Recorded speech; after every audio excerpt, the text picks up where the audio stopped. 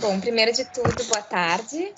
Pedro, é um prazer poder partilhar desse momento, desse espaço contigo e com o Rodrigo. Eu me chamo Clarissa, atuo como historiadora no Arquivo Público do Estado e vou dar início, então, à nossa entrevista de história oral com a leitura do nosso termo de esclarecimento.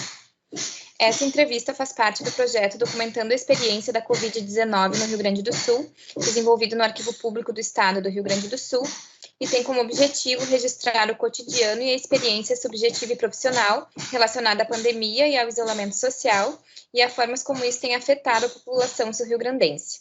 Você tem liberdade para decidir se participará ou não e pode solicitar interrupção ou desistir a qualquer momento. Você pode autorizar a divulgação da sua identidade ou solicitar que ela seja omitida. O conteúdo da entrevista será utilizado para fins de pesquisa, educação e cultura e será divulgado na internet para que você e outras pessoas tenham acesso aos resultados. Não há custos nem compensações financeiras pela participação. Caso você se sinta cansado, triste ou confuso, podemos parar a entrevista e, se for do seu desejo, retomá-la em outro momento. Se você não se sentir confortável para responder alguma pergunta, podemos passar para outra. Se for do seu interesse, você poderá definir um prazo para o início da divulgação da sua entrevista. Eu vou passar as perguntas de consentimento. Você está esclarecido quanto aos objetivos da pesquisa e quanto à forma como a entrevista será feita? Sim. Você concorda que a sua identidade seja revelada na divulgação do material ou prefere que seja usado um pseudônimo? Pode ser divulgada. Rodrigo? Você concorda que as informações prestadas nessa entrevista possam ser utilizadas e divulgadas para fins culturais, educacionais e de pesquisa e que as mesmas sejam disponibilizadas na internet? Sim. Você autoriza o uso da sua imagem no caso de divulgação do material? Sim. Você está ciente de que tem o poder, neste ou em qualquer momento até o fim dessa entrevista, de definir a partir de que prazo seu depoimento poderá ser disponibilizado para pesquisa? Sim. Bom, então eu vou começar com a primeira pergunta do questionário em si. Eu não sei se eu cheguei a comentar antes, mas o questionário, na verdade não é bem um questionário, ele é um roteiro que é bem fluido, então conforme tu for trazendo elementos, nós podemos acrescentar novos questionamentos também. Você poderia nos contar um pouco... Oi? Ou tirar perguntas que já tenham sido claro. respondidas automaticamente, né? Exato. Você poderia nos contar sobre essa trajetória acadêmica e profissional e como ela levou à participação no Comitê de Dados? Como foi o convite para compor o grupo de trabalho de gestão da crise? Boa tarde, Clarissa. Boa tarde, Rodrigo. Minha trajetória acadêmica e profissional, eu sou estatístico por graduação. Eu acho que até no Estado são poucos estatísticos, né? Isso é uma profissão rara, inclusive fora do Estado. Então, esse é um dos fatores que a gente acaba sendo chamado para esse tipo de trabalho. Mas eu tenho experiência na área de demografia, principalmente. Meu doutorado é em economia, mas mais voltado para a demografia econômica. E durante os 10 anos que eu estive, ou na Fundação de Economia e Estatística, né, ou mesmo no Departamento de Economia e Estatística ligado à CEPLAG, eu sempre trabalhei muito com pesquisa aplicada. E eu acredito que quando houve a formação quando se pensou em formar um comitê de dados para o combate à Covid, né, isso foi lá, porque eu estou falando, lá por 17 de março ali, ou até antes, na verdade, 17 de março é o nosso primeiro estudo, então dias antes do 17 de março, eu acredito que a ex-secretária do Planejamento, né, ela acabou me chamando também a colega Vanessa Sulzbach, né, nos chamou principalmente por causa desse background que nós tínhamos. No primeiro momento era só para fazer um estudo, né, eram cenários de projeções de como que a pandemia poderia evoluir no estado do Rio Grande do Sul se seguisse os padrões de outros países. Então foi isso que nós fizemos, fomos atrás de dados, fizemos download desses dados e trabalhamos com eles em um modelo estatístico, um modelo bem simples, na verdade, para quem é da área, né? E fizemos então o primeiro estudo de projeções, e dali nós nunca mais saímos, porque daí depois formou o comitê, né? Os GTs dentro dos comitês, eu fui direcionado para coordenar o GT de saúde dentro do comitê de dados, e ali nós fomos evoluindo e não tivemos mais, não paramos mais.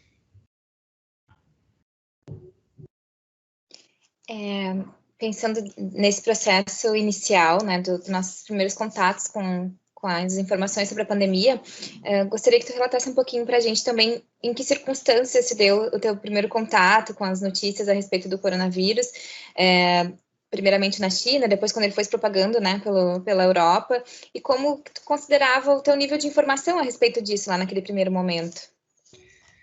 Eu considerava meu nível de informação bem mediano, digamos, bem na média das pessoas que não estavam envolvidas com o trabalho, né? Eu não sou da área de epidemiologia, eu falei agora que eu estudei demografia econômica no meu doutorado, mas não foi para um lado mais da saúde, né? Da mortalidade, causas de mortalidade, da demografia, né? Uma parte da demografia mais ligada à saúde.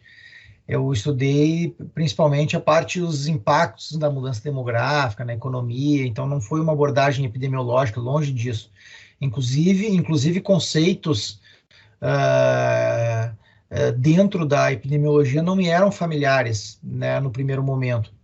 Então eu estava realmente acompanhando pelas notícias, pelos jornais, com conversas com colegas, né? Olha só, a China fez um lockdown em toda uma região que tem 4 milhões de habitantes. Nossa, esse negócio deve ser sério mesmo, porque para tu parar 4 milhões de pessoas, né? Nós estamos falando assim de toda a grande Porto Alegre, por exemplo, que tem 4 milhões de habitantes. Estamos falando de cidades grandes, né? Então, ali começou a criar um medo, mas até então eu acompanhava os dados meio como qualquer cidadão que acompanha as notícias. E aí sim chegou aquele pedido do meio para tudo, né? Agora a prioridade tem que ser isso aqui, porque está vindo para cá e a gente precisa estar preparado, precisamos ter um primeiro estudo com projeções. E ali aquela ordem, né, que veio da então secretária do Planejamento foi o que a gente seguiu, paramos tudo e fizemos o primeiro estudo. Como eu falei, depois a gente se emendou uma na outra, né? E Pedro, de que maneiras a tua atuação como gestor mudou em função da pandemia e do isolamento social? A gente sabe que tu te tornou diretor do DE nesse processo, né? Mas como é que foi isso? Foi no meio da pandemia. Eu diria que eu não tive a experiência de ser diretor num ambiente de normalidade, né? Eu não posso dizer assim, não, ser diretor antes da pandemia era assim, e agora é assim porque eu não vivi o antes, né? Então, o que eu posso dizer é que no DE especificamente, né, a gente vem passando, acho que não vem ao caso de esmiuçar aqui na entrevista, mas a gente vem passando já por transformações, né, nos últimos anos, transformações bem grandes, e então nós já tínhamos uma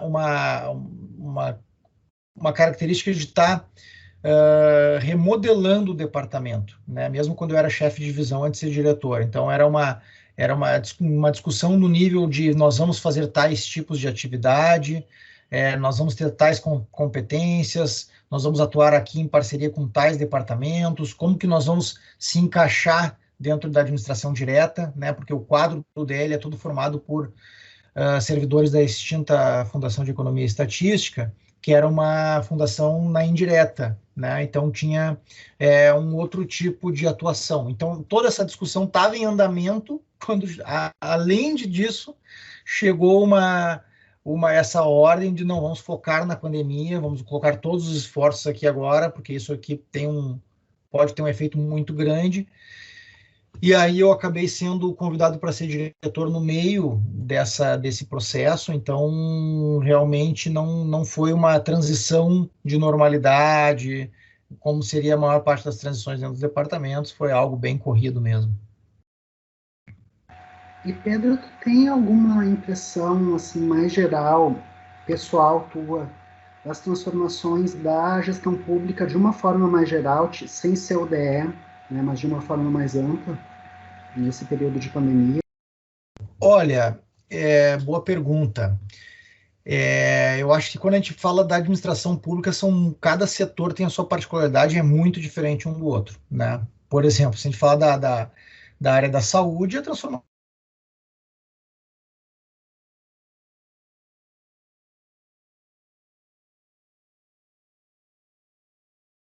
Oi, voltou? Teve uma interrupção, né? Trancou um pouquinho, mas voltou, assim. Eu pensei que era eu, já fiquei apavorada. Tá, não, onde que eu parei ali? Eu estava falando da área da saúde e daí trancou, né? Estava dizendo que cada setor da administração pública tem uma realidade própria. Exato, exato. Então, assim, o que eu quero dizer, na área da saúde, e eu tenho trabalhado muito com os colegas da saúde, porque, obviamente, nós estamos dando apoio para o governo do estado na pandemia, isso significa dar apoio muito forte para a saúde, né? Para a Secretaria da Saúde do Rio Grande do Sul. Então, o nosso contato tem sido muito direto durante esse período. E para eles a transformação foi enorme, porque de repente tu não consegue mais prever quantos leitos vão ser ocupados, né, de UTI e clínicos, tu não sabe o quanto que tu tem que parar as cirurgias eletivas ou tudo que não é direcionado para o coronavírus, né, que isso também tem efeitos colaterais, no sentido de que pessoas com outras doenças podem ser prejudicadas se você para demais atendimentos para atender o coronavírus. Então, para eles, a mudança foi gigantesca, né? Por exemplo, a gente apoia muito a Secretaria da Educação também. A Secretaria da Educação, nossa, né, o antes e o depois é completamente diferente, porque pararam as aulas, os alunos ficaram em casa, e se foi para uma atividade remota. Primeiro não se teve nada no primeiro momento, depois se conseguiu proporcionar atividade remota, e aí muitos alunos têm dificuldade em fazer esse acesso remoto, né, e aí resolver essas questões. Então, acho que para eles também foi muito grande. Para outros setores, assim, que não se envolvem tão diretamente com a saúde e com a educação, assim, eu percebi que teve uma dificuldade de adaptação, mas foi bem menor, né? O pessoal pegou bem o teletrabalho. Eu vejo gente falando que até aumentou a produtividade durante o teletrabalho. Isso eu me refiro a outros colegas, né, diretores, que reportam essa percepção, né, de que as demandas realizadas e o acompanhamento das entregas sobre a realização dessas demandas, né, tem funcionado muito bem. Eu, particularmente no DE, eu acho que se enquadra nesse grupo, né? Boa parte do DE ficou envolvida com o comitê de dados. Eu agora me falha o número exato de pessoas do DE envolvidas no comitê de dados, agora não lembro se é 11 ou se é 14. Mas foram pessoas acho que eram 14, muito fortemente envolvidas em vários grupos de trabalho do comitê. Mas nós temos lá no DE 48 agora de servidores, né? Então, ok, tem mais de 10 envolvidos no comitê de dados, mas tem todos os outros 30 e poucos, né, servidores que têm que continuar fazendo funções. E eu diria assim que no DE, eu ainda assumi como diretor no meio desse olho do furacão, né, que as prioridades do Covid, né, o pessoal às vezes a gente pergunta qual é o prazo, aí a resposta que vem é prazo Covid, né? Então esse é o termo usado para dizer que não tem tempo, não dá para esperar. E ainda assumir nisso, então acabou sendo muito, a demanda dos servidores não envolvidos no comitê de dados acabou sendo muito por entrega. E eu acho que funcionou muito bem. Deixa eu conectar meu cabo aqui, que eu vi que está desconectado e estou ficando sem bateria. Pronto. Então, eu acho que tem funcionado muito bem essa entrega dos servidores que não estão no comitê de dados tão diretamente, né? Pedro, outra questão, como é que naquele momento inicial, né, de março e abril, como é que a gestão pública estadual, e você como integrante do DE, mas a gestão pública estadual de uma forma mais ampla, estava percebendo, estava avaliando quais seriam os impactos da pandemia, econômicos e sociais? Quais eram as expectativas naquele momento? Olha, quando a gente generaliza, assim, Rodrigo, março, abril, parece assim que no ambiente normal, ali naquele período ali de março, abril, mas nesse ambiente Covid, março e abril faz uma boa diferença, né? Se a gente está falando de 15 de março, a gente está falando de 30 de abril, nossa, toda essa percepção sobre os efeitos da pandemia já mudaram muito, né? Eu lembro que quando foi lançado o PIB acho que a Clarissa caiu, né? Mas consegue gravando, né? Tudo normal. Quando foi lançado o PIB do... Oi, Clarissa. Não, só sumiu aqui da minha tela. Tá aí? Estranho, tá mas ótimo. eu tô acompanhando tudo. Tá ótimo. Quando foi lançado o PIB do quarto trimestre de 2019, foi ali por março, não me recordo agora exatamente o dia, mas a imprensa estava... Mas foi ali mais ou menos, acho que no mesmo dia saiu o primeiro caso confirmado em Porto Alegre, ou no Rio Grande do Sul, né? E a imprensa estava fazendo muitos questionamentos sobre o impacto econômico. E realmente a incerteza ali era gigantesca, né? Não se tinha, assim, se pegava, tem um relatório do FMI que fala em tanto, tem um relatório da OCDE que fala em tanto, e era o que se sabia, porque não se tinha como saber o quanto que ia parar a atividade econômica, o serviço, a indústria, né? Não tinha noção alguma. E aí quando a pandemia acaba se acelerando e vem algumas e vem alguns fechamentos e começam a chegar dados de março, dados de abril, né? Dados de maio, o tempo vai passando, a gente começa a conseguir mensurar melhor o tamanho do problema, né? Então, mas é assim, isso é muito mais fácil depois, na economia, assim, é muito mais fácil depois você entender o que aconteceu, né, fazer uma releitura de tudo que aconteceu, entender o que houve, do que no momento que você está ali vivendo e precisa tentar adivinhar o que vai acontecer na semana que vem, no mês que vem, pro ano que vem, que é muito difícil. A economia já é difícil em tempos normais. Tempo de pandemia é mais difícil ainda. Mas então a gente pode dizer que o início realmente foi marcado pela incerteza, né? Mesmo projeções eram complicadas de serem feitas. Incerteza total, tanto de como que a pandemia nos atingir, da parte epidemiológica, quanto da parte como é que seria como queria atingir a economia. Era muita incerteza. A gente vai voltar um pouquinho depois a essa compreensão ao longo do tempo, mas a próxima pergunta que nós planejamos é te pedir que relate, desde a tua percepção, né, como surgiu a proposta de abertura controlada através desse sistema de regionalização estadual, seguindo as bandeiras de risco diferenciado. Bom, então eu falei ali que teve aquele primeiro estudo, né, e depois nós acabamos sendo chamados para mergulhar de cabeça no distanciamento controlado, e foi formado o comitê de dados, né, quem coordenava o comitê de dados, que o governador determinou à época, foi a secretária Leane Lemos, então secretária do Planejamento, e dentro do comitê de dados foram formados GTs, tinha um GT de saúde, um GT que é o que eu fiquei coordenando, um GT de atividade econômica, que ficou primeiro coordenado pela Vanessa e depois pelo Fernando, que são colegas do DE também, ambos, e aí um GT para se voltar para a parte de infraestrutura, né? Tinha receio que daqui a pouco até a internet poderia ter algum tipo de falha, e tinha um GT voltado para a parte social, né, que essa questão das crianças fora das salas de aula, como é que ficaria a população mais carente, né? Não se sabia se teria auxílio emergencial do governo federal ou não. E aí, então, se formaram esses GTs.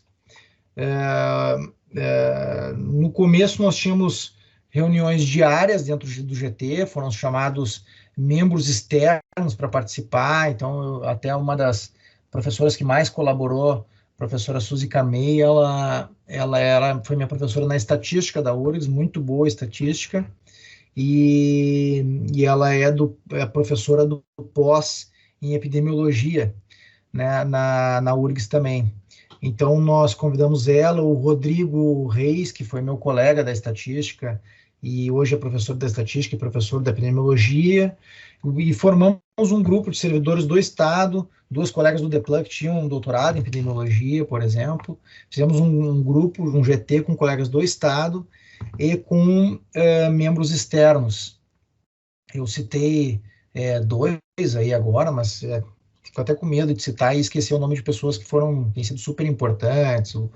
O professor Ricardo, né, que é um médico também, professor de epidemiologia, que foi muito importante. 2 médicos da Prefeitura de Porto Alegre colaboraram muito, o João Marcelo e o Márcio Rodrigues. Enfim, eu poderia citar muita gente mesmo e fico com medo de começar a listar e esquecer. Bom, aí feito essa introdução sobre os passos seguintes que foram aí, né, ao longo do final do mês de março e começo do mês de abril. Aí chegamos à tua questão. Só vou pedir para tu me repetir, por favor, Clarissa. Fiz o preâmbulo e acabei esquecendo do detalhe da pergunta. Claro, porque eu também fui... É uma pergunta bem genérica para algo que é bem central do processo que nós estamos vivendo, né? Que é como tu poderias relatar o surgimento da proposta de abertura controlada através do sistema de regionalização estadual por bandeiras de risco. Exatamente. Mas pode falar sobre todos os detalhes que envolvem esse processo, né, também. Exatamente, obrigado. Não, é que daí então nós formamos o GT e primeiro desafio do GT era a gente conseguir fazer projeções, né? Porque o primeiro trabalho aquele que nós tínhamos realizado, que eu citei aqui, foram projeções, falando assim de um modelo estatístico, foi uma projeção exponencial, muito mais uma projeção matemática do que uma projeção estatística para 2 semanas, foi algo bem curto prazo mesmo, para dar uma noção. Olha, se acontecesse aqui o que aconteceu na Itália, o que aconteceu na Espanha, o que aconteceu na França, ou na Coreia do Sul, ou no Japão, que já foi bem mais suave, né? Se a gente seguir o padrão Japão, a pandemia tende a evoluir aqui assim. Se a gente seguir o padrão Itália, vai ser assim. O padrão Itália assustava mesmo, né? Então teve esse primeiro estudo. E aí dentro do GT que eu já mencionei, o primeiro objetivo era a gente montar modelos mais robustos de projeções, modelos epidemiológicos, né? Então os modelos SEIR, que foram utilizados, até hoje a gente faz uma entrega semanal de projeções do modelo SEIR, né? Que ele tem muitos parâmetros para inserir no modelo, então você conseguir fazer projeções. A gente começou a trabalhar nisso, essa equipe, esse grupo, né? Ali na virada de março para abril. E ali por abril, a secretária Eliani me procurou e disse que nós precisávamos ter um plano, né, de não tratar todo o Estado de uma maneira equânime, que nós precisávamos, porque aí surgem aquelas questões, né, gente? Cada país teve uma estratégia diferente no combate ao coronavírus. Tem países tipo a China e a Nova Zelândia, que optaram pelo lockdown muito forte ou pelo fechamento da fronteira, né? No caso, a China foi um lockdown muito forte na região de Hubei e as pessoas ficaram em casa mesmo e obedeceram, né? A Nova Zelândia fez um fechamento forte de fronteira, uma ilha, só 4 milhões de habitantes, teve essa estratégia e conseguiram acabar com o vírus dessa maneira, né? Outros países já tiveram outras estratégias. A Suécia, vamos conviver com os vírus e vamos confiar mais na conscientização das pessoas, de não aglomerar, de conseguir, né, conviver e o vírus transitar e a gente não sofrer tanto.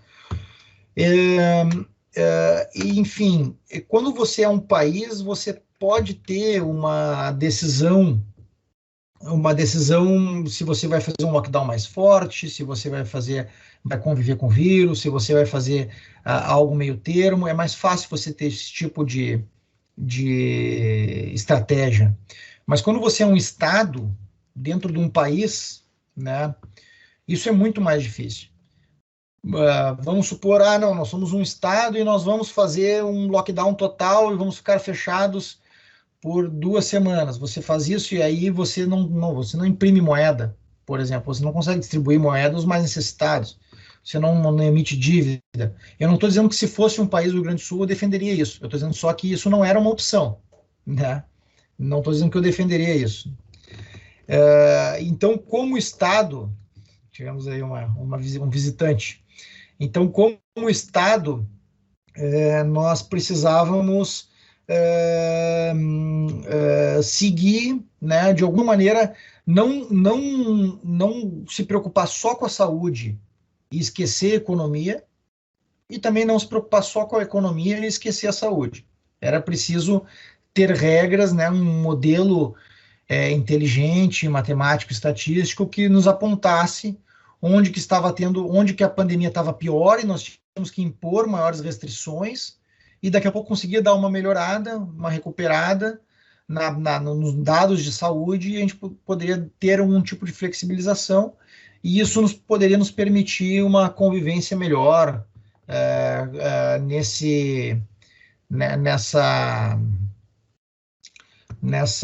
conjunto, né, que é saúde e economia. Então, isso veio de cima para baixo, veio de primeiro escalão, né, foi uma ideia que veio do governador com a secretária. Eu não vou saber dizer exatamente se foi a secretária que levou para o governador ou vice-versa, esse detalhe não tenho, mas então foi uma ideia que veio de cima para baixo e a gente ajudou a amadurecer a ideia. Foi mais ou menos isso, né? Eu tive um papel bem importante na escolha das variáveis de saúde que seriam utilizadas para mensurar, né? Quais os pontos de corte para definir, né? Inclusive criei uma ferramenta para conseguir fazer a mensuração das bandeiras. Então, isso em conjunto dentro do GT, né? Com a participação de vários colegas e membros externos dentro do GT, sempre validando e concordando. Foi mais ou menos assim. A pergunta seguinte, Pedro, um pouquinho tu já começaste a responder, mas eu acho que valeria a pena desenvolver um pouquinho mais, que é justamente isso, como é que foram definidos os parâmetros, né, e como é que foi o processo de discussão dos parâmetros, dos indicadores que entram nesse modelo. E vinculado também a essa pergunta, também como é que funciona a rodagem do modelo a cada semana, né, como é que isso acontece. Isso aí desperta bastante a nossa curiosidade como pessoas que não dominam, né, a estatística e a economia. Sim. Eu mencionei ali que quando o GT foi formado, nós começamos a fazer projeções com o modelo SAIR, né? E o interessante desse modelo SAIR, esse modelo ele estima tanto, ele trata tanto os suscetíveis quanto os expostos, né, os recuperados, os que são excluídos, né, que são retirados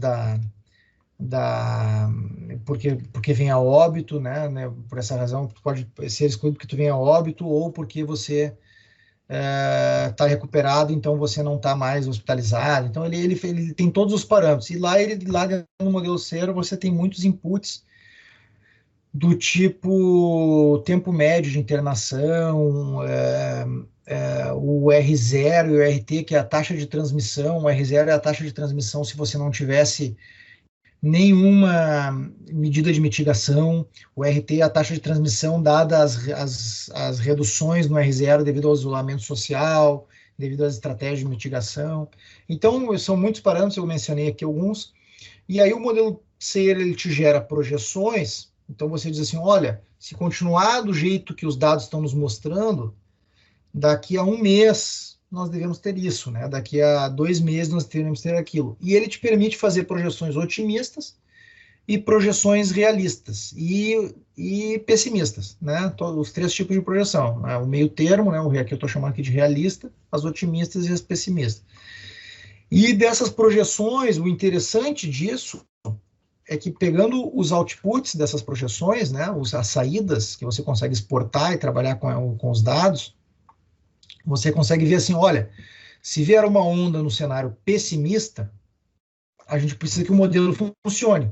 Então, a gente precisa que ele nos avise, vamos pegar aqui, criar variáveis e parâmetros que nos avisem que se vier aquela onda pessimista, que tantos dias antes eles nos digam, opa, bandeira vermelha. Tantos dias antes eles nos digam, bandeira preta.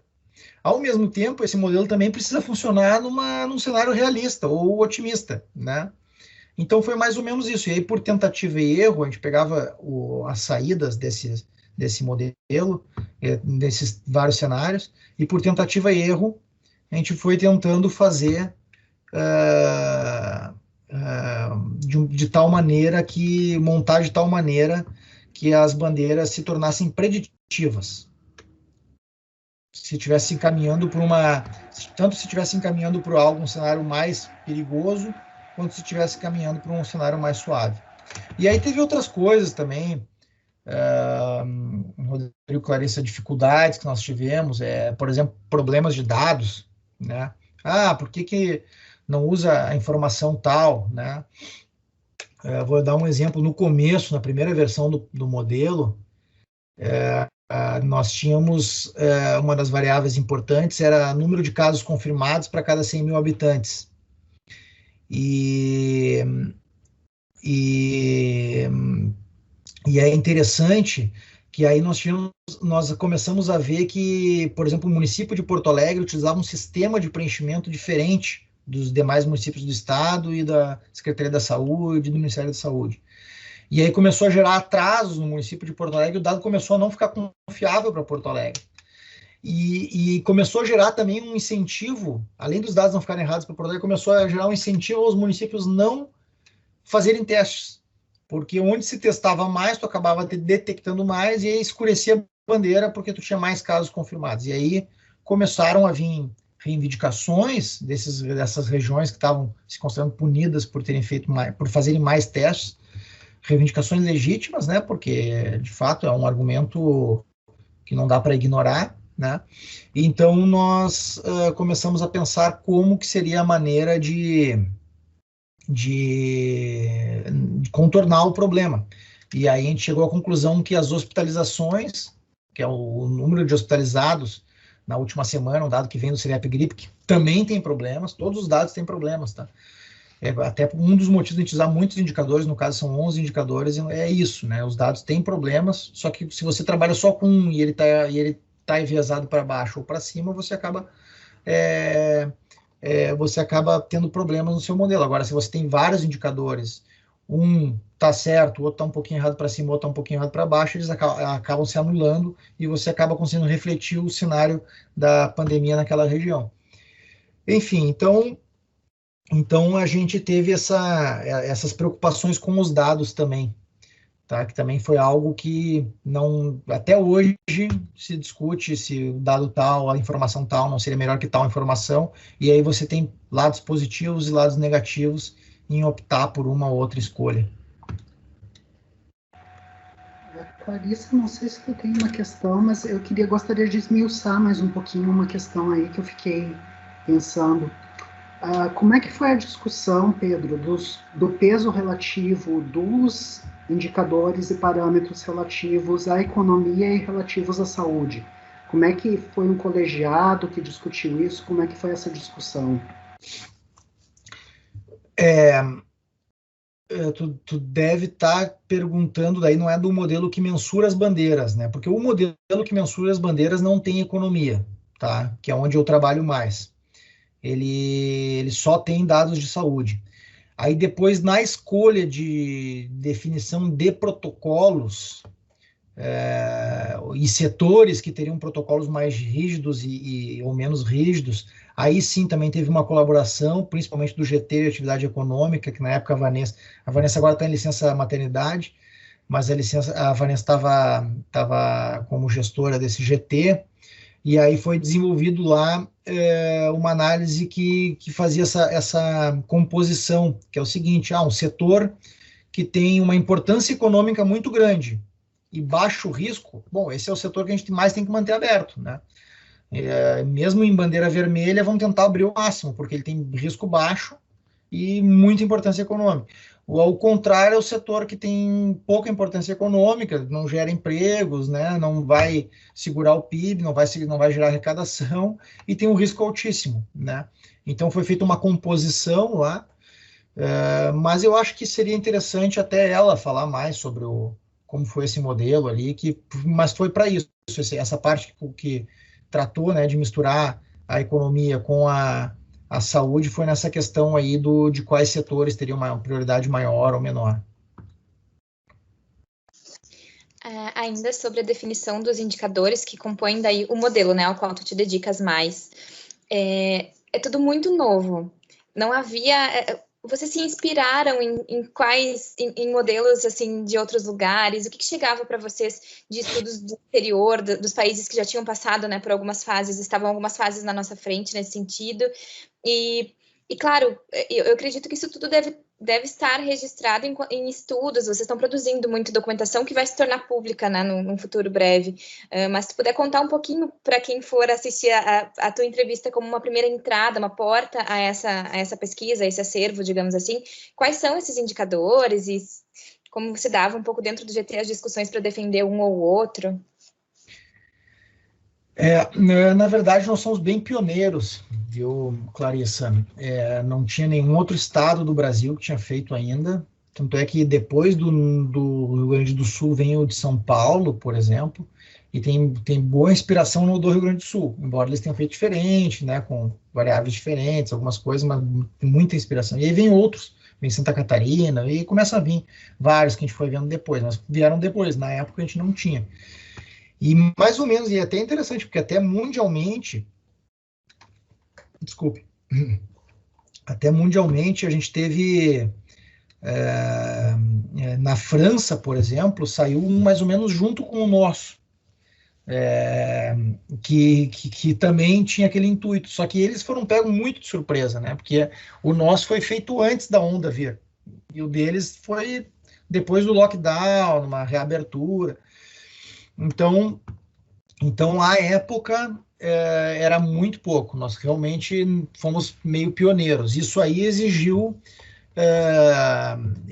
uma certa criatividade na escolha, né? Porque é muito mais fácil quando você pega assim, ó, fulano de tal fez assim, ciclano de tal fez assado, e nós vamos por aqui, vamos pegar o melhor da França com o melhor de São Paulo, com o melhor... Agora, quando você não tem nenhum algo para replicar, né, é mais difícil. Então, foi mais difícil para a gente, e, ao mesmo tempo, é um modelo de uma responsabilidade enorme. Então, assim, você gera ele, você roda ele de um jeito, né?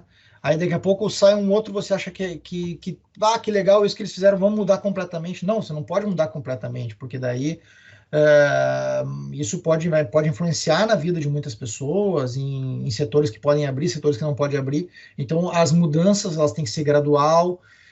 Uma solicitação que veio do governo é que ela fosse o máximo de transparência possível, né? Então, os dados eram todos disponibilizados na web, no site de licenciamento controlado. Quem quisesse replicar, podia replicar. Então, foi realmente assim, não foi se baseando em outros lugares porque não tinha, tá? E sim, o que mais nos deu conforto, né, de que aquilo ali não era um chute, não era assim só uma hipótese, né, um palpite, né, era exatamente as simulações. Foi as simulações que foram o nosso principal norte, assim, né? Porque a gente conseguia, até hoje a gente consegue simular uma trajetória forte, e aí a gente vê que ele funciona, né? Nas primeiras versões que não foram ao ar, né? Não foram divulgadas para o público, antes da gente tentar com simulações, a gente vê, não está funcionando, né?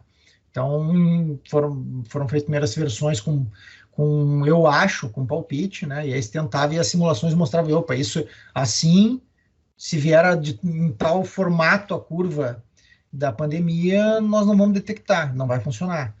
Então, a gente teve que foi fazendo ajustes e as simulações que nos deram uma segurança maior, mas mesmo assim, né, mesmo depois das simulações, nós tivemos que fazer ajustes ao modelo. Porque as simulações elas têm um problema também. As curvas sempre são suaves nas simulações. Então você tem assim ou a curva ela vem muito íngreme, né? E aí depois ela diminui, assim, tipo Itália, né? Ou ela vem bem achatada, mas é uma curva normal, simétrica, né? E no mundo real você tem coisas do tipo mais errática a trajetória, né? Então o modelo que é mensurado toda semana, ele pode, dali a pouco, uma semana que os dados sobem um pouquinho, mas voltam a descer, era só uma subida pontual, ele detectar uma bandeira vermelha, quanto que na verdade não era tão necessário. As simulações não geram essas trajetórias erráticas, então esse problema a gente ainda foi tendo que quebrar a cabeça ao longo da pandemia.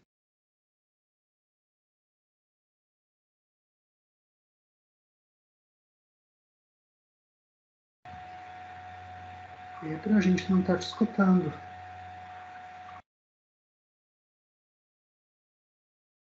Pedro? Será que nós travamos para ele? Pedro, tu nos escutas?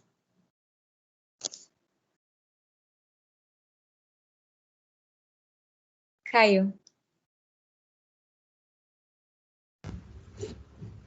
Tu me escuta, Rodrigo?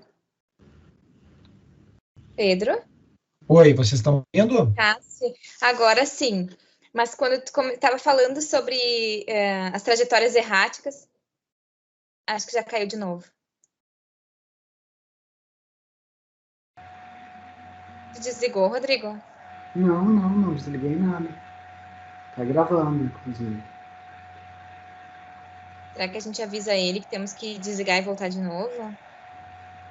Vou marcar que nós estávamos na pergunta entre as 6 e as 7.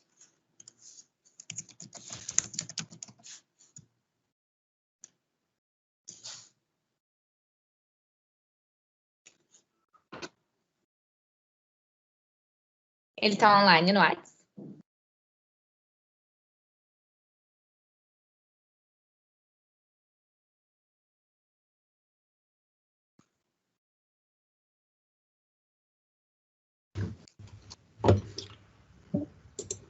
Oi, pessoal, reconectei a internet. Oi, voltasse, que bom. Vocês estão me ouvindo bem agora? Agora sim. Então tá, continua gravando normal? Continua. Tá, agora vocês têm que me dizer onde é que eu parei. Quando tu estavas falando que nas projeções, nos testes, as trajetórias eram bastante... não pegavam o quão errática é a realidade. E que daí isso seguia gerando para você, segue até hoje gerando uma série de adaptações. Isso, então até hoje, vou dar um exemplo, tá? Nos cenários que a gente traçava, um deles, principalmente nos mais pessimistas, quando a gente pega um indicador de capacidade de atendimento, é o número de leitos livres necessários para cada leito COVID. Quando eu falo leito COVID, é leito ocupado por pessoas COVID, né? Alguns cenários mostravam que essa duplicação podia ser muito rápida. Então, esse momento que você atingia 500 pacientes em UTI, em leitos COVID, com COVID, né? De 500 virar 1.000, isso podia ocorrer em 11 dias, 10 dias, né? Tinha essa questão. Então, hoje, por exemplo, no modelo, nesse indicador de capacidade de atendimento, qual é a capacidade necessária para você ser bandeira amarela, laranja, vermelha ou preta no indicador? Hoje, se você tem menos do que um leito livre para cada leito COVID, é bandeira preta nesse indicador, né? E aí, qual que é um certo problema que está gerando hoje, que nós já estamos há um bom tempo numa estabilização, inclusive com redução do número de ocupação de leitos por COVID. O problema é que nós estamos exigindo que, no momento que a gente tem 560 leitos COVID, que chegou a ser 740 no pico, né? Hoje nós estamos com 560, nós estamos exigindo que, para não ser bandeira preta no indicador, tenha mais do que 560 leitos livres de UTI. Sendo que cada leito livre de UTI tem um custo enorme de equipe médica, né? É muito caro. Nem vou me arriscar aqui a dizer o quanto, tem um número na cabeça, mas eu acho que pode estar errado. Mas o custo diário de um leito de UTI é muito grande. Então essa questão, qual é a capacidade de atendimento necessária, quantos leitos livres tem que estar ali dispostos para atender a população, é preciso para você dizer que é bandeira amarela, laranja, vermelha ou preta no indicador. No momento que você está na ascendente da pandemia, menos do que um livre para cada um Covid, não tá nenhum absurdo você dizer que é bandeira preta, né? Aliás, tinha gente dentro do GT que defendia que tinha que ser mais leitos livres para cada, tinha que ser 2, assim, abaixo de 2 já seria bandeira preta, né? E agora, no momento atual da pandemia, nós estamos tendo um processo que é o seguinte: muita pressão por fechamento de leitos, e também por ocupação de leitos por pacientes não Covid. Tem toda uma demanda reprimida de pacientes de outras naturezas que precisam desses leitos, então tem essa demanda: olha, a gente precisa preencher os leitos com pacientes disso, daquilo, e aí vai reduzir a capacidade de atendimento de curto prazo de leitos livres, né? Então, uma das discussões que está se tendo nesse momento, acho que é até legal trazer para cá, porque uma possibilidade é reduzir o ponto de corte, né? E essa redução do ponto de corte, se ela vier a ocorrer, por exemplo, eu penso que com base nos números do modelo e das simulações de projeção atuais, que são de estabilidade para redução,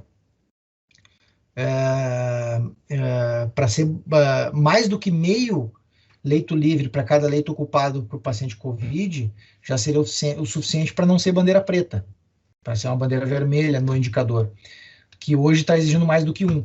Então, é uma mudança pontual, dado o cenário atual da pandemia, né? Mas você nunca sabe o mês que vem, né? Daqui a pouco você é surpreendido, vem uma segunda onda muito forte, você tem que fazer alguma mudança novamente. Então, a gente tenta mudar o mínimo possível, mas é difícil quando você está trabalhando com o que vai acontecer, né? Então, é isso, a gente tem que estar preparado para tudo. Felizmente, eu diria assim que até agora vem dando muito certo, porque nós não tivemos nenhum paciente que morreu no estado por falta de atendimento, né? Não teve falta de leitos. Inclusive, o Rio Grande do Sul é o estado hoje com o menor excesso de óbitos, que é uma das melhores maneiras de comparar estados, que você pode ter subregistros de um estado para outro, né? Diferentes, percentuais de subregistros diferentes de um estado para outro. Então, uma das melhores maneiras de comparar é através do excesso de óbitos, e o Rio Grande do Sul tem 2% de excesso de óbitos desde o começo da pandemia em relação a 2019, enquanto que outros estados têm 80% é o máximo, mas muitos estados com 30% de excesso de óbitos, 40%, 50%, né? Então, nesse sentido, o Rio Grande do Sul tem o menor excesso de óbitos. Acho que até agora vem sendo isso dá uma boa percepção nossa de funcionamento correto do modelo até aqui. Opa, me atrapalhei com o microfone aqui. Antes de para a próxima pergunta projetada, é complicado, né, assim, fazer uma declaração metodológica no meio da entrevista. Como nós somos tão agentes quanto tu da vivência desse processo, para nós também é um pouco difícil, às vezes, separar as perguntas que nos chegam à mente pelo que os vizinhos falam, pelo que os colegas falam, pelo que, né, as pessoas do senso comum em geral, assim, que não são da estatística, não são da matemática, não são da saúde. Eu recordei agora de uma conversa com uma colega da época da escola, no WhatsApp, e num grupo, assim, e ela defendendo que o modelo, ele deveria ter problemas porque ela trabalha com a área da saúde e com equipamentos de saúde, e quando as pessoas chegam para fazer uma anamnese, né, no primeiro momento em que elas são atendidas, se há suspeita de Covid, já se marca ali Covid, e esse dado é o dado que seria transmitido depois para o sistema. E eu tentei defender que não, tentei explicar um pouquinho o modelo, passei os links do governo do estado para o Covid.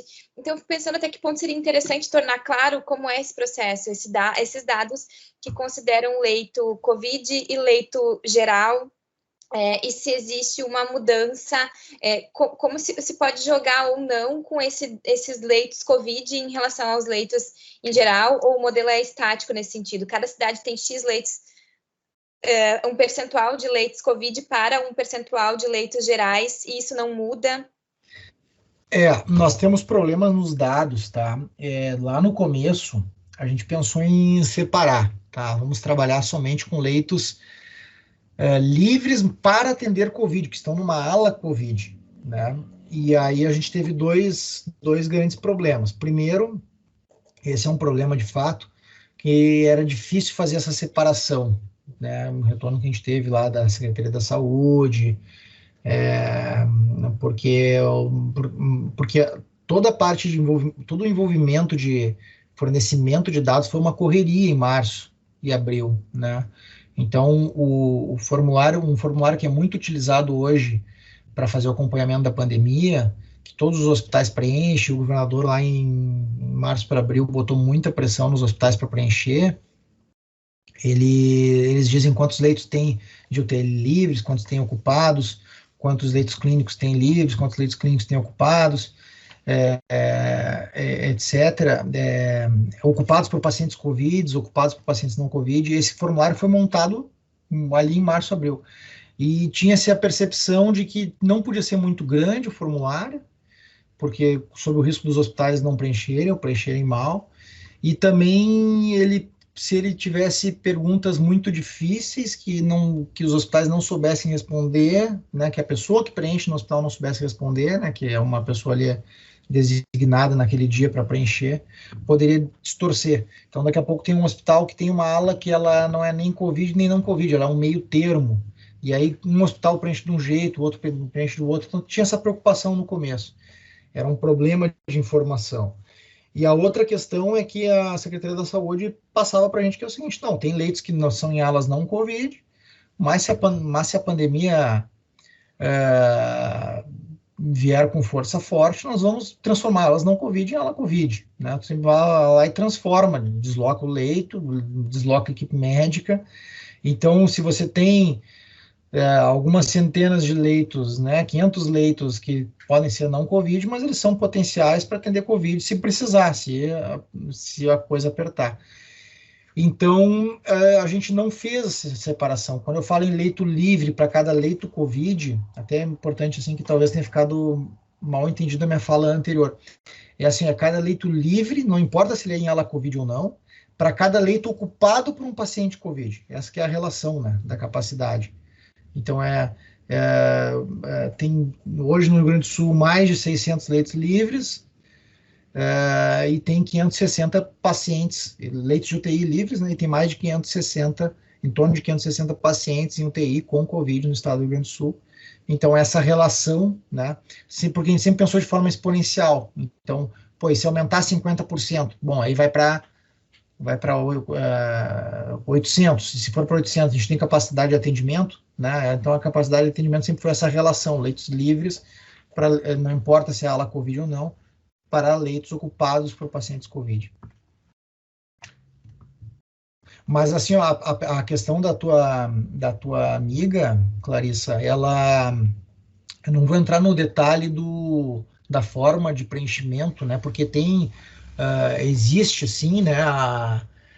Tá cada vez menos, acho que até no começo era mais, a Secretaria da Saúde saberia dizer melhor, tá? Mas tem o diagnóstico clínico, né?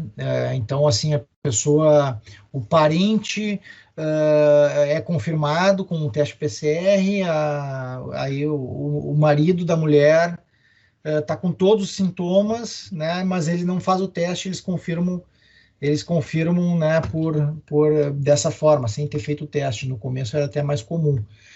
Não era uma coisa banalizada esse tipo de confirmação, era algo que eu acho que esse trabalho da Secretaria da Saúde foi muito sério todos esses meses, assim, então não foi algo banalizado.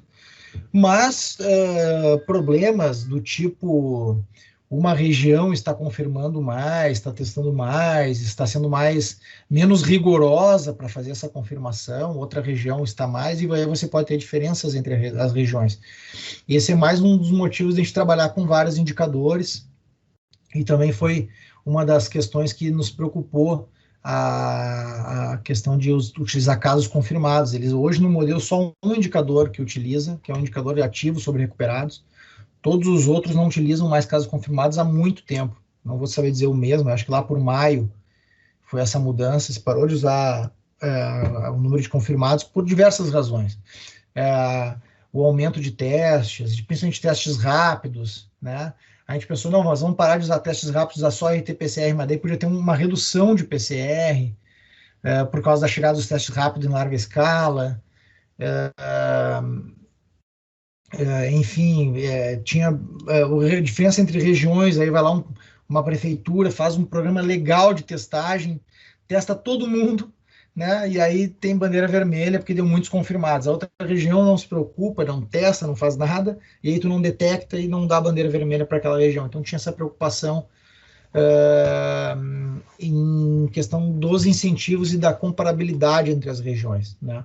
Esse foi um dos motivos que fez a gente parar de utilizar. Só ficou em um indicador, como eu falei, que é o indicador ativos por recuperados, que continuou usando o número de casos confirmados.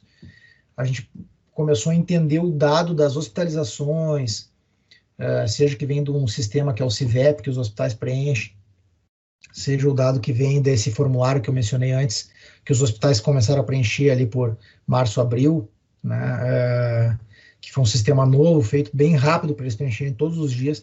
A gente passou a acreditar nesse sistema como algo mais confiável para o sistema de bandeiras e a gente foi feito adaptações. Esse sistema foi criado por quem? Qual sistema? Esse de preenchimento dos hospitais? Por último que foi criado. Uhum. Secretaria da Saúde. Eles fizeram essa criação. Eu não vou saber dizer exatamente, eu sei que teve um forte envolvimento do DGTI, que é o departamento de TI lá da gestão de TI da Secretaria da Saúde. A gente colaborou com sugestões, mas eles que fizeram toda a implementação, o diálogo com os hospitais, foi tudo feito por eles. Clarissa, quem sabe a gente já vai avançando para 10, que eu acho que dialoga bastante com as coisas que o Pedro tem colocado.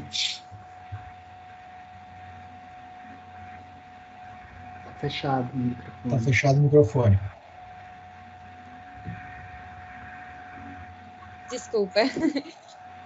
Eu ia defender, Rodrigo, que a Sete, que perguntava, Pedro, como é o dia a dia de funcionamento do GT no início e agora. Tu falaste sobre muitas coisas muito importantes a respeito disso, mas eu gostaria de registrar para a posteridade, de algum modo, um pouquinho dessa dinâmica que parece prosaica, mas que eu acho importante, de como vocês se reuniam, de se era virtual, de se era todos os dias, se vocês se dividiram em grupos de trabalhos, um pouquinho o relato interno mesmo, de como funciona o GT, daí depois a gente segue.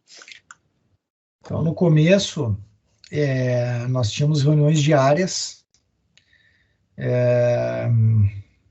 era final da tarde, eu lembro que eu estava o dia inteiro de trabalho e correria, chegava no final da tarde, à noitinha, e nós tínhamos a reunião diária do GT. Depois mudamos para as 11, ficou bem melhor, quando a gente foi para as 11 da manhã, que a energia estava mais revigorada, ainda mais para fazer esse tipo de comunicação virtual, né, que é bem cansativo, quando você tem um compromisso diário e exaustivo, assim, não é fácil. O GT, nós tínhamos, sim, subgrupos, né, então tinha a professora Suzy, que eu já mencionei, e aí tinha duas colegas do DEPLAN, tinha um outro colega da URGS também que eu mencionei. Eles fizeram um subgrupo que era para tentar aprimorar como é que eu vou dizer assim, o ajuste do modelo CEA, né? Porque cada parâmetro era discutido. Então, às vezes, um parâmetro tivesse errado, qual é o percentual das pessoas que de 20 a 29 anos que são infectadas, que acabam sendo hospitalizadas. Isso aí tudo tu tinha que estimar com base nos números, nos estudos. Isso aí dá muito trabalho, né? E muita discussão. E aí, então, eles faziam uma discussão, eles também tinham reuniões diárias ali naquele grupo para tentar discutir os parâmetros do modelo CEA. E aí, diariamente, dentro do GT, a gente verificava e avaliava esses aprimoramentos do modelo, né, e as projeções realizadas, e discutíamos estudos novos que chegavam, né, de algum outro país, ou mesmo dentro do Brasil, e discutimos os números, né, foi feito um boletim, não posso deixar de mencionar, né, nós começamos, eu e a Vanessa, fazendo um boletim, a Vanessa e o Bruno, né, fazendo um boletim diário da evolução da pandemia no Rio Grande do Sul, no Brasil e nos estados e nos países do mundo, comparando. Depois o Bruno melhorou esse boletim, ficou só com ele, né? Ele até hoje atualiza todos os dias, claro, ele conseguiu automatizar, isso foi muito bom. Foi dependendo cada vez menos, mas por muito tempo dependia e até hoje depende, né? Porque você não é só clicar um botão e lançar um boletim, e daí sai um erro, sai alguma coisa, você tem que conferir, você tem que ver se está tudo certo mesmo, e volta e meia dá uma distorção em algum lugar, a gente te avisa, ó, tem que melhorar aqui. Então, é um boletim de evolução da pandemia, né? No Rio Grande do Sul, Brasil e países. E aí foi criado um outro boletim pelo Bruno. Quando eu falo Bruno, é o Bruno Paim, que ele é colega do DE, né? Que ele hoje é chefe da divisão de dados e indicadores e meu, vamos dizer assim, é o cogestor, já que o governo do estado usa cogestão como termo para dividir com os prefeitos a gestão da pandemia. O Bruno acaba sendo cogestor do GT Saúde, porque ele me ajuda muito. E aí o Bruno desenvolveu um boletim de hospitalizações também, diário, de acompanhamento diário. Então, todo dia a gente consegue ver esse sistema que eu mencionei, como é que ele está evoluindo nas regiões, né? Se a região tal cresceu na última semana, tu vai ali ver, tu já tem, antes do Dia das Bandeiras, tu já tem uma noção de quais regiões tem mais chance de ter bandeira vermelha, né? Ou quais regiões estão melhores.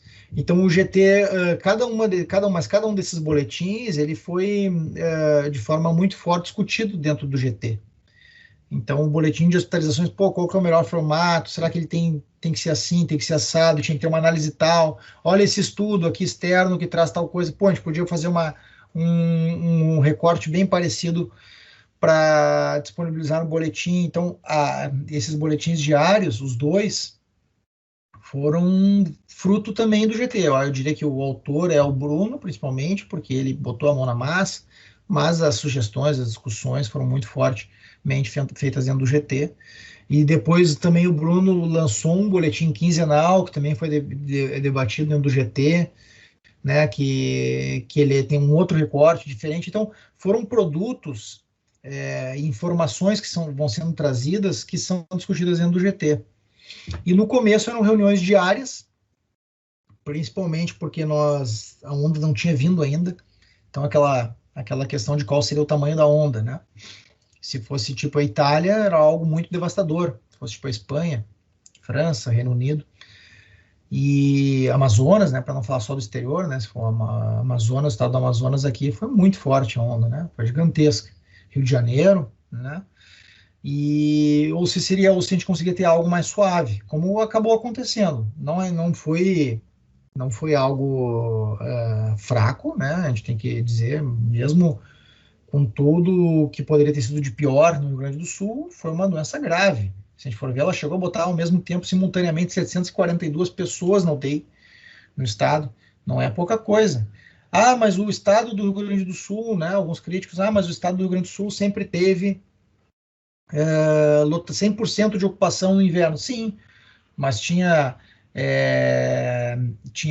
um pouco mais de 1.000 leitos SUS de UTI e todos eles ocupados. Tu imagina se além disso aí nós tivesse entrado 740 pacientes a mais para preencher. Ia morrer um monte de gente por falta de leito, né? Ia ser Deus nos acuda. Então, a preparação de ampliação dos leitos, e isso com as estratégias de mitigação. Se não tivesse tido as estratégias de mitigação, talvez nós tivéssemos tido esse número poderia ser três vezes maior, essa demanda. Poderia ser 2.100 essa demanda, né? Então, imagina se nós não tivéssemos feito as estratégias de mitigação, não tivesse tido ampliação de leitos e não tivesse se parado outras cirurgias, outras eletivas, né? Outros tratamentos, né? A coisa poderia ter sido muito grave. Enfim, mas naquela época, no começo, quando nós tínhamos reuniões diárias, a gente não sabia o que a gente ia esperar. E aí veio, então, veio ali o mês de junho, foi bem íngreme, a gente seguiu com reuniões diárias, muito fortemente. E aí, quando começou a estabilizar ali no final de julho, né, que o pessoal, para nós é uma satisfação ver que não foi daquele jeito. A gente começou, primeiro a gente diminuiu para 3 vezes por semana os encontros do GT, e depois nós reduzimos mais recentemente para 1 vez por semana. Então hoje a gente se reúne 1 vez por semana. E foi bom, assim, porque aquele ritmo diário desde março, realmente o povo não ia aguentar, então acaba sendo até mais produtivo essa reunião semanal, tem mais informação para trazer, né, do que fazer todos os dias até hoje. Não sei se respondi a pergunta, ou se tinha mais alguma. Sim, respondesse, sim. Acho que o Rodrigo quer trazer a 10, depois a gente... Isso, que eu acho que tem a ver com várias coisas que tu tens colocado, e é uma pergunta que a gente volta e meia, né, vem nas entrevistas que a gente faz, mas eu acho que tu tem como trazer um aporte bem importante. É bem importante ouvir essa pergunta de ti. Como é que tu vê as mudanças pelas quais passou o modelo desde março até agora, e como é que tu encara isso do teu ponto de vista como técnico, né? Quais foram essas mudanças e tu, como alguém que conhece super bem, que elaborou o modelo, né, como é que tu vê isso? Eu acho que todas as mudanças do modelo eram necessárias. Todas eu defendi, tecnicamente, sabe? Porque o intuito, ele sempre foi de que se você erra para cima, é ruim. Se você erra para baixo, é ruim. Né? Se você faz um modelo muito rígido e você acaba parando a economia, tu tem consequências de pessoas que ficam realmente numa situação econômica calamitosa e não é só uma questão de perder o emprego e vou ter que despoupar, usar minha poupança. Não, às vezes é perder o emprego e não ter o que comer, então realmente é uma situação complicada. E se você erra para baixo, nem se fala, você pode ter uma super ocupação de leitos de UTI e as pessoas morrerem por falta de respirador, que seria, né, terrível.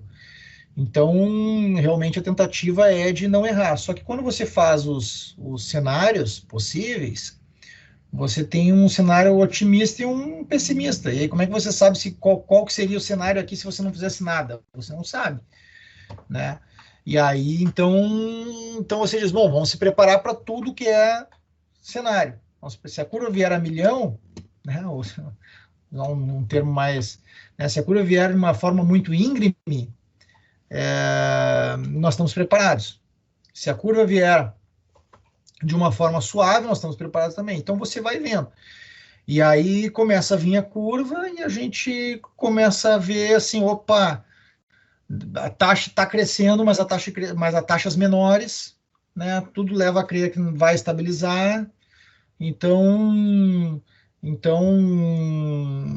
pode ter alguma mudança. A primeira mudança, por exemplo, na verdade eu acho que foi a primeira que eu me lembro, foi uma mudança simplesmente por preocupação com a confiança nos dados de confirmados, que eu já mencionei aqui. Né? Essa aí não foi por questão do cenário mesmo. Foi, Porto Alegre não está preenchendo, e aí daqui a pouco está com um pouco confirmado que não preenche. Lajeado está fazendo um amplo programa de testagem, vai ser punido, entre aspas, né? Vai ser punido porque está detectando mais. Tá, a região não está testando, não estão testando de propósito para não ficar em bandeira vermelha. Então, essa preocupação foi a primeira mudança. Mas depois outras mudanças vieram por isso, assim, né? Hoje, eu mencionei aqui, nós estamos pensando em mudar a capacidade de atendimento, os pontos de corte da capacidade de atendimento, e claro que muita gente desconfia que são mudanças, sei lá, porque é um período eleitoral, ou porque quer se abrir as escolas, mas não, a questão é assim, técnica e até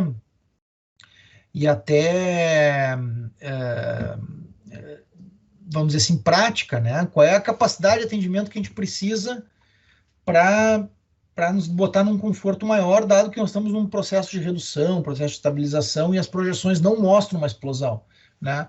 Então, daqui a pouco dá para aceitar uma capacidade de atendimento menor, uma quantidade de leitos livres menor. Daqui a pouco dá para aceitar isso.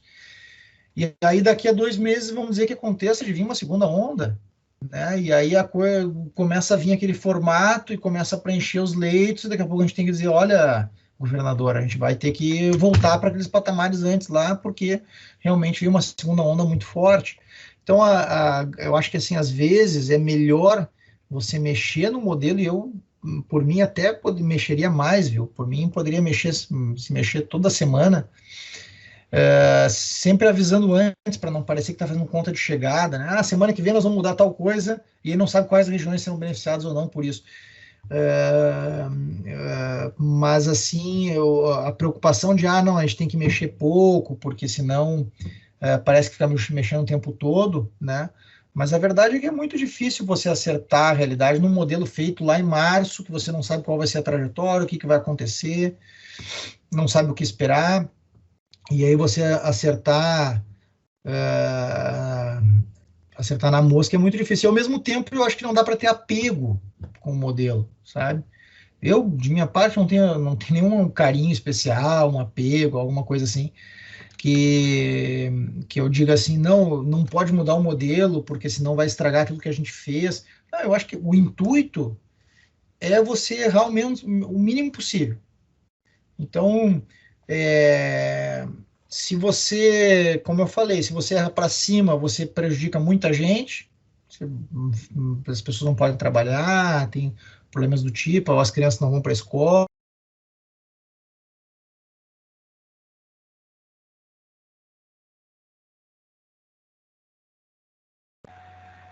Oi, voltou.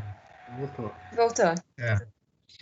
Então, eu estava dizendo, né, se você erra para cima, você tem efeitos colaterais muito grandes, e se você erra para baixo, é pior ainda os efeitos que podem ocorrer. Então, você não tem que ter apego ao modelo, você tem que ir tentando fazer os ajustes à realidade que façam com que você erre o mínimo possível.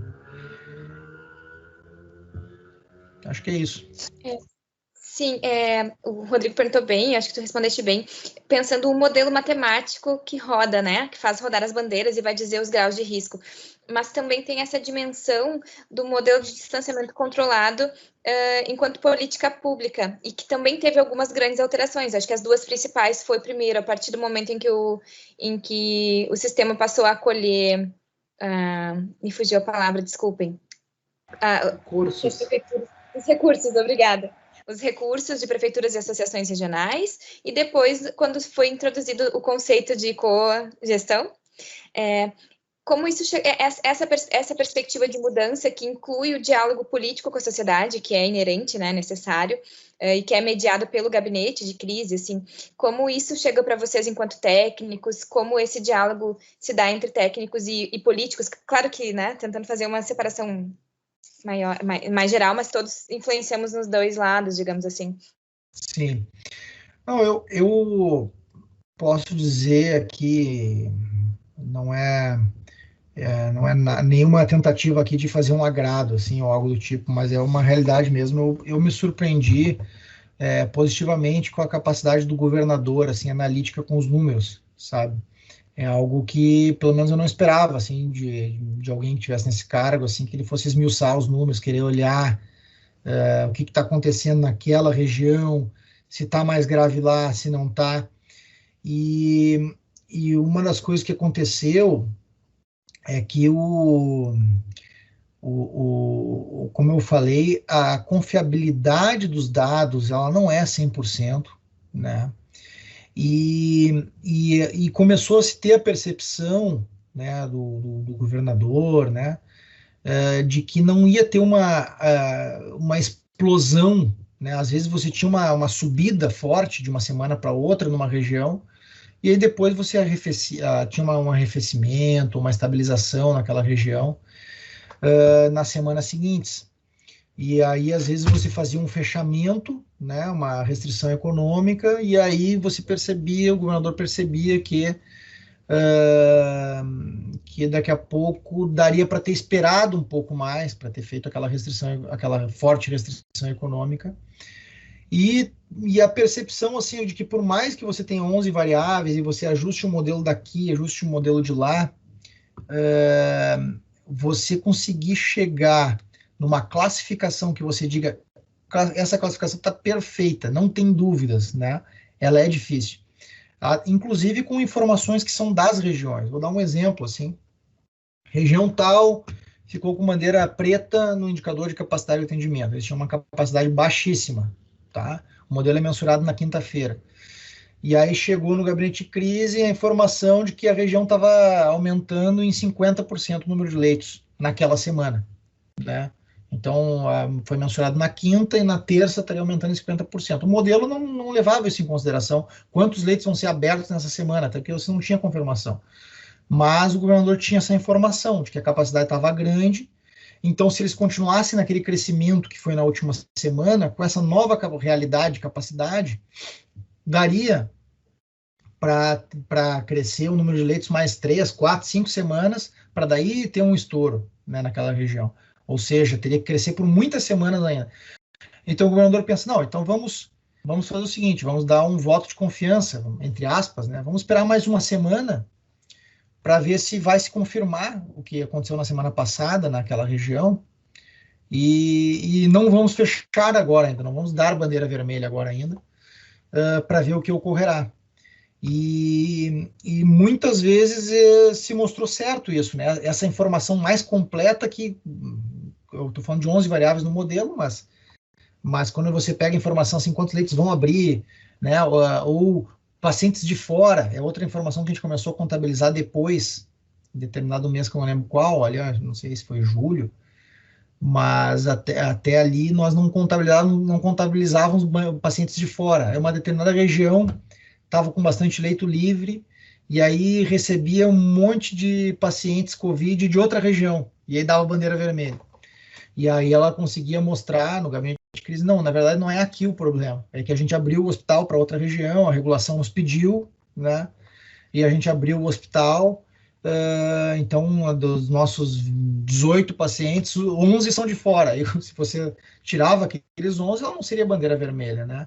E aí, até por causa disso, uma das mudanças que foi feita é começar a contabilizar, né, as regiões, todas as macro-regiões informam quais pacientes são de outras macros e a gente transfere para reponderar o modelo, fazendo essa realocação. Surgiu dessa demanda.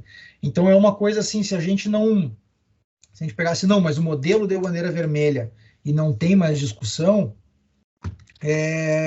daqui a pouco a gente poderia criar um incentivo ruim das regiões não aceitarem pacientes de fora, né? Ah, não, se não for da minha região, eu não aceito, porque senão vai fechar o meu comércio. Então, eu acho que houve uma sensibilidade, assim, sabe? Claro que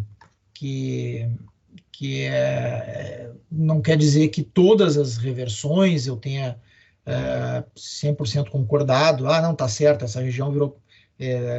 perdeu a bandeira vermelha, foi uma bandeira laranja, daqui a pouco, dessa vez eu não teria mudado, eu teria feito diferente, claro, uma reflexão que a gente faz, né, na época, mas em uma grande maioria das mudanças, assim, faziam sentido, né, fazia sentido esperar mais uma semana, fazia sentido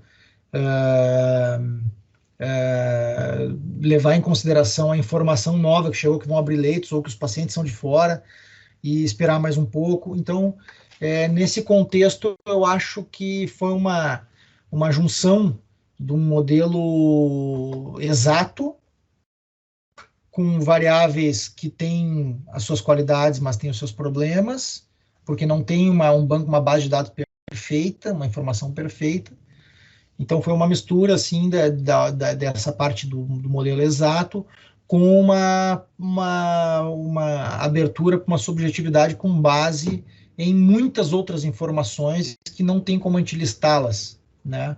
E aí, então, não é que o governo abandonou o modelo, não, eu não vejo isso de maneira alguma.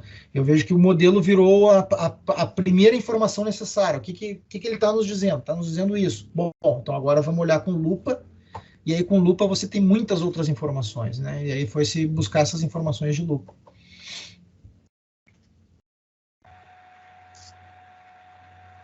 Quer falar, Rodrigo?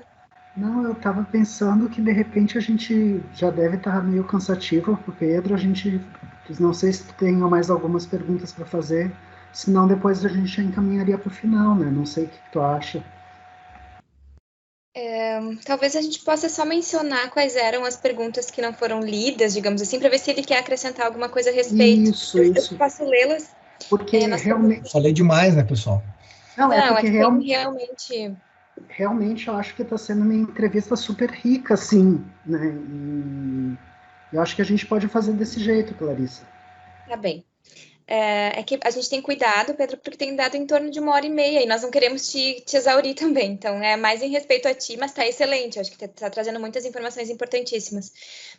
Mas nós perguntaríamos ainda como que tu avalias a relação do governo do estado do Rio Grande do Sul com as políticas adotadas pelos governos municipais e federal. Eu acho que com o município acaba ficando bem explicitado, até pelo modelo, né? Mas com o governo federal a gente ainda não tocou nesse tema. E nós perguntaríamos também, 6 meses depois daquele março turbulento, como que tu avalia os impactos e as perspectivas dessa crise sanitária? E o Rodrigo ia te perguntar na sequência se tu gostaria de acrescentar algo mais que não te foi perguntado. Eu acho que essas eram as principais que nós ainda tínhamos. Aí aquelas 3 finais padrão. Cada pergunta daria para falar há muito tempo, né? Mas se tu tens ainda disposição para ficar mais uns minutinhos, te sente à vontade. Se tu quiser comentar todas elas, a gente te escuta. Não, por exemplo, assim, os governos municipais, né? É muito difícil, né? O governo do estado tentar impor fechamento de comércio, de fechamento de atividades. E aí os prefeitos, cada prefeito tem uma mentalidade diferente, né? Uns achavam que estava certo, outros achavam que tinham que fechar mais, outros achavam que era um absurdo, né? Que tinha que se deixar tudo completamente aberto. Mas a única coisa que eu sempre bati muito na tecla, e isso eu acho que para o governador sempre foi muito claro, né? E os colegas da saúde, todos, ou seja, não é uma coisa minha, é uma coisa geral, acho, da percepção das pessoas que eu conheço, é que o sistema de solidariedade da saúde, ele não é formado, o município não é um indivíduo, né?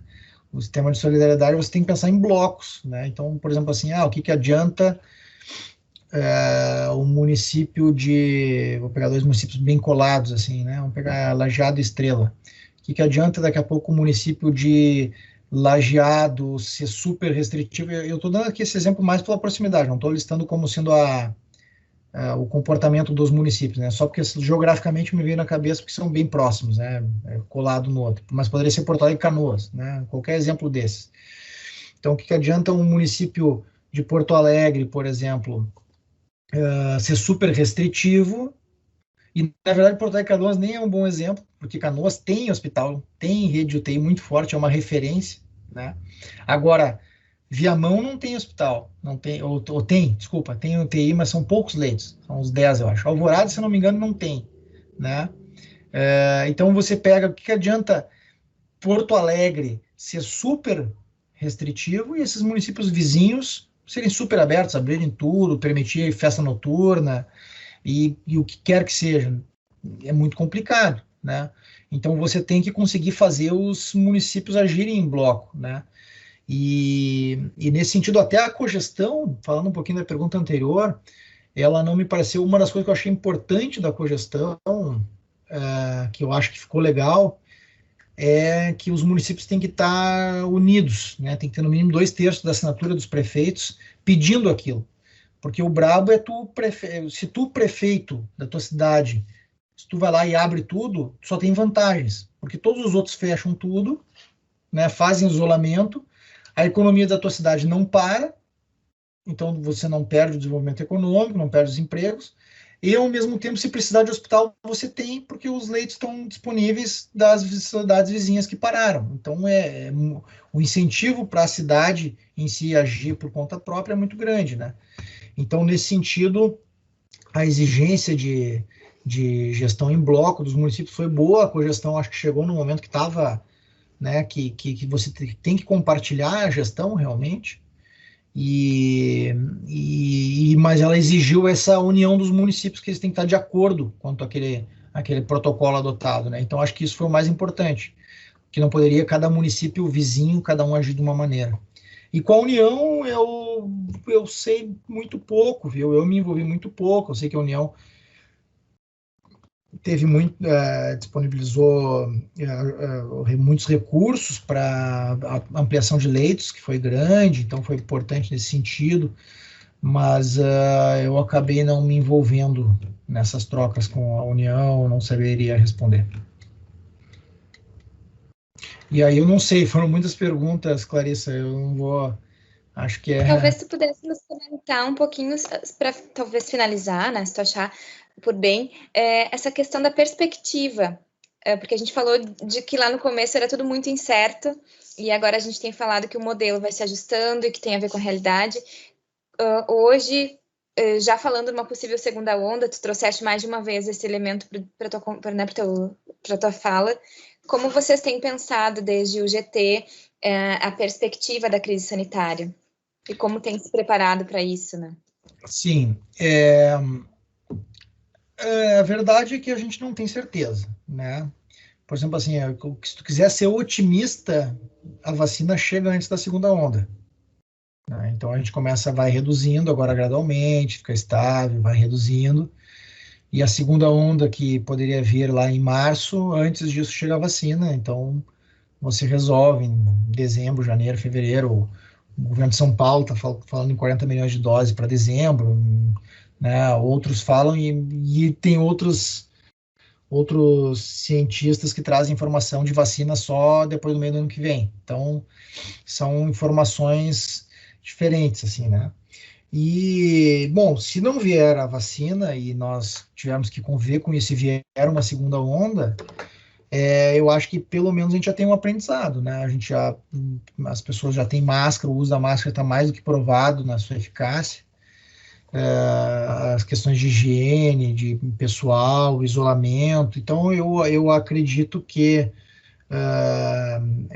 se vier a segunda onda e a gente não tiver ainda vacina, nós vamos ter que estar preparados para conviver com ela e espero realmente que se isso ocorrer, a segunda onda não vá ser como foi a primeira onda em alguns países, né? Em geral, a segunda onda é menor do que a primeira.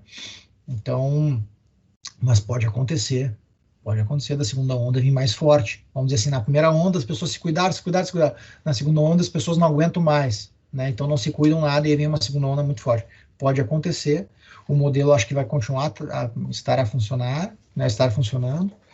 E o próprio governador diz assim, né, que se tiver que fazer uma interferência mais forte, aí se faz interferência mais forte, entendeu? Olha, a coisa está tão forte que vamos ter que fechar mesmo, para tudo mesmo, um lockdown, uma coisa, aí se faz, entendeu? Se isso for necessário, mas aí não cabe a mim, né?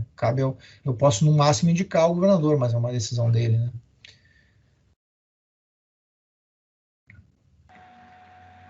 A gente caminhou para o fim? Acho que sim, né?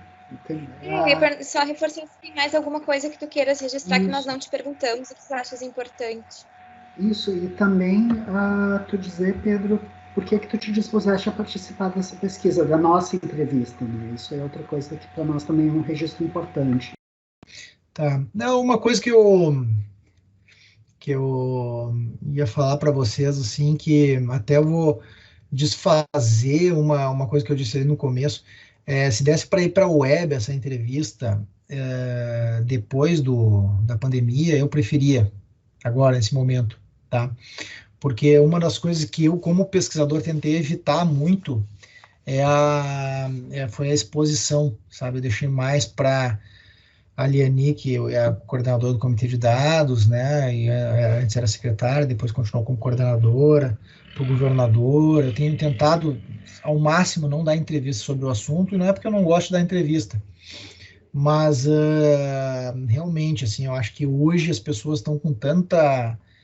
Para assuntos banais, quando a gente vai na internet, a gente vê muito ódio, né? As pessoas não têm...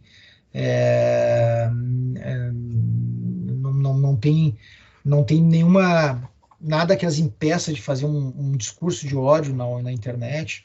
Imagina quando você está trabalhando com questões que envolvem o fechamento de comércio da loja, né, que pode vir a fechar, tirar emprego das pessoas, ou a questões que envolvem também uma flexibilização que pode ter um aumento de demanda para UTI e pode não conter os óbitos como você gostaria que contivesse, né? Então, realmente é uma... eu me envolver no distanciamento controlado, e eu fui envolvido mesmo, porque não me perguntaram, assim, eu fui sendo, vem, eu preciso, vamos lá, vamos trabalhar, vem, eu fui, trabalhei, não foi assim, tu topa participar de um projeto, que tu vai estar na vitrine, não teve isso, né? Então, por um lado, assim, é muito bom, assim, saber que tu pode fazer coisas, e as tuas ideias e as tuas contribuições podem ajudar, seja a salvar vidas ou seja na economia. Então, isso é muito bom. Por outro lado, também o peso é muito grande, porque é aquilo que a gente falou, a gente não quer errar nunca, né? E também, assim, a gente não tem um controle total das coisas que vão acontecer. E aí eu prefiro, exatamente por causa disso, eu prefiro deixar passar a pandemia, assim, se isso aí for ir para a web, né? Preferi que fosse depois da pandemia. E agora, no caso de ficar o registro, eu acho que a gente tem que ter o registro do arquivo público, né? As pessoas poderem pesquisar, saber o que aconteceu, eu acho muito legal isso. E vai que a gente tem uma outra pandemia lá como é que é? A gripe espanhola foi em 1918, né? Pode ser que tenha uma pandemia em 2118, né? 2120, daqui a 100 anos. E aí, como é que foi a experiência, como que as pessoas se viraram, eu acho interessante isso aí que fica os registros, né? Então, eu gosto de saber da ideia de ficar esse registro. Pedro, só assim, tentando precisar, porque depois da pandemia é uma coisa bem genérica, a gente não sabe quando vai terminar a pandemia. Tu pensa assim, quando surgir a vacina, quando a gente não se preocupar mais com isso, por favor, tenta para a gente... Eu preferia que fosse depois que acabasse o modelo de distanciamento controlado, parasse de ter a mensuração das bandeiras. Aí quer dizer que passou, seja porque teve vacina, seja porque acabou o vírus, não sei como é que vai ser. Mas acho que é melhor, sabe? Mas uma questão de... eu não prefiro não me expor mesmo. Claro, tu tens razão. É que a gente precisa de um critério objetivo, né? Então, o fim do distanciamento do modelo é um bom critério. Então tá, Pedro, te agradeço. O sistema. Foi muito bacana a tua entrevista. Gostei muito e foi uma satisfação te rever também. Obrigado, Rodrigo. O Rodrigo colega, né? Somos colegas de fundação. E obrigado, gostei do convite também. Foi muito bom estar aqui falando com vocês e deixar esses registros aí. Tchau, Pedro, Clarissa. Obrigado, te agradeço também. Te agradeço também enquanto profissional do arquivo e deixo o registro, finalizando, assim, que nós sabemos que vocês têm produzido muita documentação e muitos dados e coisas que são bastante importantes, então que seja multiplicador dessa ideia da importância da preservação disso para o futuro, né? E quando essas discussões surgirem dentro do GT, dentro do comitê, que tu nos ajude a levar essa demanda de que não apenas as entrevistas, mas tudo que vocês têm produzido possa ficar como registro público. Maravilha. Foram muitos trabalhos, realmente. Tem um site do Comitê de Dados, que tem lá muitos trabalhos, eu não falei de todos eles, falei de alguns. É muita coisa assim, mas vamos tentar fazer essa disponibilização. Às vezes, quando a gente pensa no documento nato digital e na web, a gente trata como se tudo fosse permanente, mas na verdade não é, e a gente sabe que até mais efêmero do que o papel, às vezes, né? Então tem que ter política para isso. Perfeito. Isso aí, Clarissa. Obrigadão, até breve. Obrigadão, valeu, gente. Tchau, até mais. Tchau.